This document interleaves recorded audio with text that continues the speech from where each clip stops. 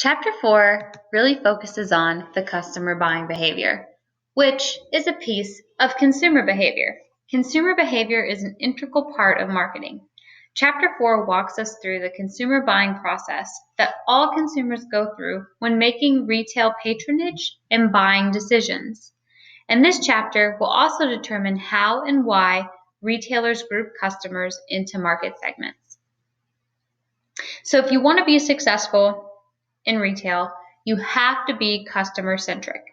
Every decision that you make, both strategic and tactical, has to be made with the consumer in mind. We're going to look at the stages of the buying process through the lens of selecting a retailer and channel, not selecting merchandise, which is what you might have looked at in an advertising class or a consumer behavior class. So let's use the steps we're familiar with. Stage 1, or step 1, in the consumer buying process is a problem or a need recognition. A problem or an unsatisfied need arises when there is a difference in the customer's desired level of satisfaction and their actual level of satisfaction.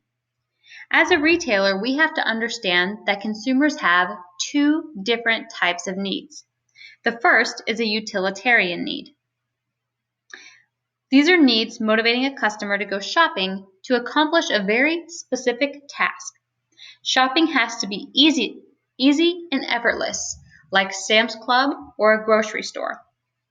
These needs might be that you ran out of milk, or you need a dress for a wedding you've been invited to. Consumers motivated by utilitarian needs tend to shop in a more deliberate and efficient manner.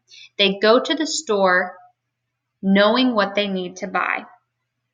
They require adequate information and an effortless shopping experience. The second type of need that a consumer might have is a hedonic need. Hedonic needs are satisfied when purchases accomplish a need for entertainment, emotional, and recreational experience. These types of needs are often fulfilled in department stores or specialty stores.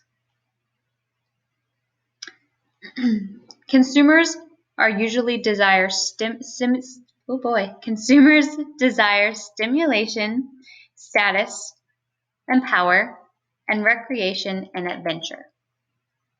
You might go to satisfy a hedonic need at a Bass Pro Shop, where you get to look around, view the fish tanks, try out a mini golf course, shoot a bow and arrow, and buy your bait that you need to go fishing that week. Stimulation often comes from background music, visual displays, scents, and product demonstrations. Status and power. Some people choose a retailer based on the attention and respect that they want to receive. For example, are they greeted when they walk in the door? Does the Starbucks barista know your order? Does the cashier walk around the counter and hand you your bag? Does the grocery bagger take your groceries to the car? All of those are signs of status and power.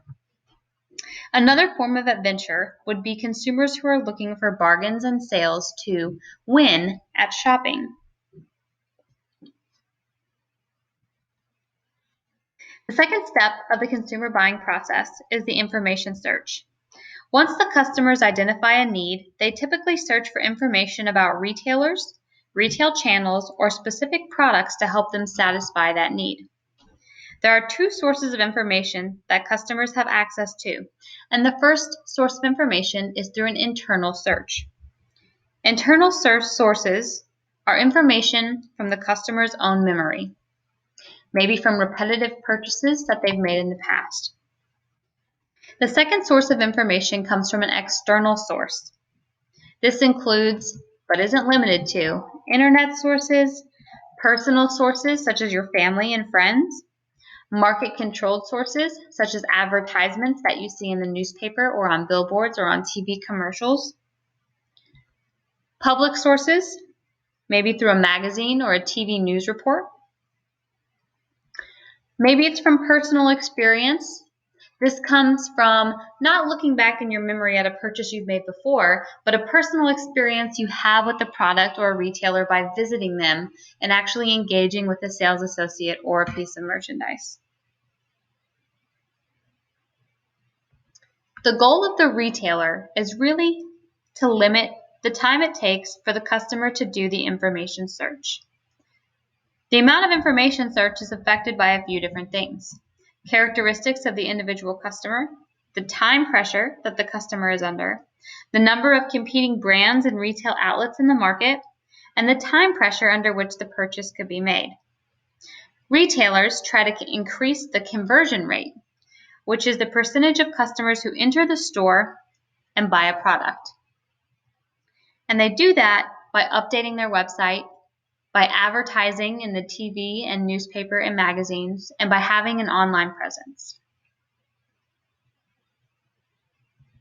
The third step in the consumer buying process is the alternative evaluation.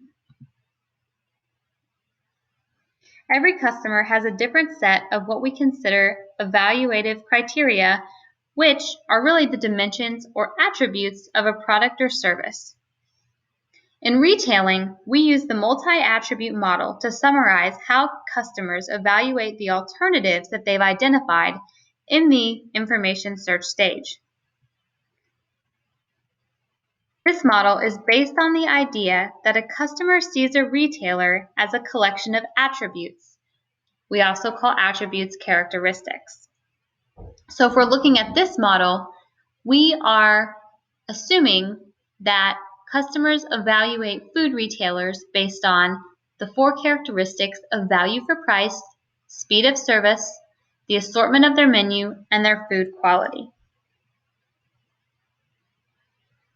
The model is used to predict a customer's evaluation of a retailer based on 2 things: the performance of the attributes and the importance of the attributes to the customer. Now, we're not going to walk through how to build a multi-attribute model, but it is important to understand that retailers use these to understand how the customer makes a decision.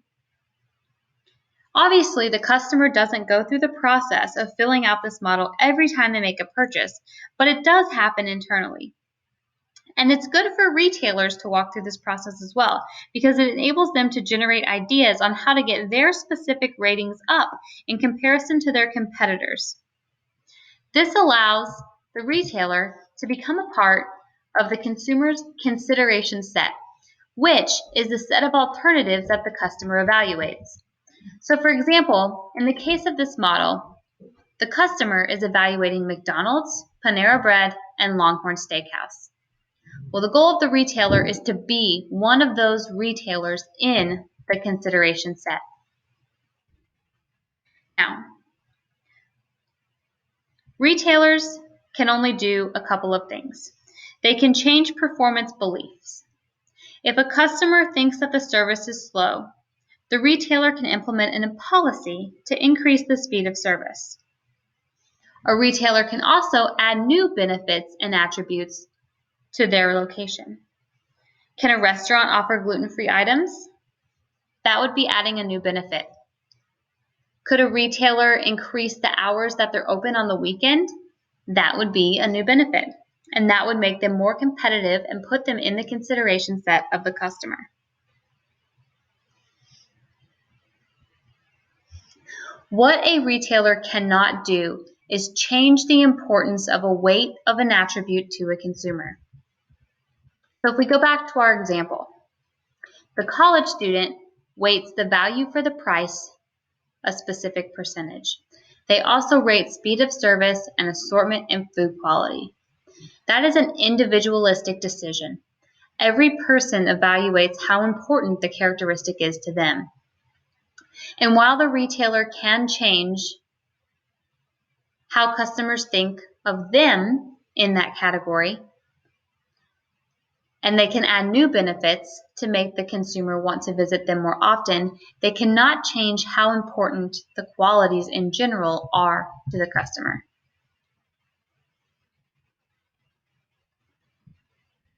Stage 4 of the decision-making process is the purchase. Customers don't always patronize a store with the highest evaluation. If you think back to the multi-attribute model, there will be a numeric winner. That doesn't mean that's where the customer is going to go. So how can the retailer create a conversion? How can they actually make a sale? Well, make it very easy for the customer. to purchase a product. Reduce the risk for the customer. Offer a liberal return policy and refunds. Create a sense of urgency. How do retailers create a sense of urgency? Well, airlines do it when they say there's only one seat left at that price. Fast fashion retailers and off-price retailers have conditioned customers to buy their product when they see it because it might not be there on the next trip. Stores often do flash sales or 2-hour sales or early bird sales in order to create a sense of urgency for a customer to make a purchase from their location. The final step in the consumer decision-making process is the post-purchase evaluation. It's really important to note that the process does not end with the purchase. This is critical for the retailer to understand. Because after purchasing and using the product, the customer is going to develop an opinion. Not only are they going to develop an opinion about the product, but they will develop an opinion about the retailer from where they purchased the product.